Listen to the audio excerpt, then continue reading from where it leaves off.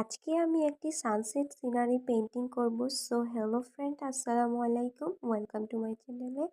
তার জন্য প্রথমে আমি দিয়ে দিয়েছি ইয়েলো কালার অ্যান্ড পরে দিয়েছি রেড, তারপর আবারও নিচে দিয়ে দিয়েছি yellow colour and red colour, তারপর কিছু ঝোপঝাড় দিয়ে দিয়েছি এবং নিচের দিকটাতেও আমি ব্ল্যাক কালার দিয়ে করেছি এবং তারপর কিছু গাছ দিয়ে দিলাম। এখন সানসেটটি করার জন্য হোয়াইট অ্যান্ড ইয়েলোর কম্বিনেশনটি করেছি।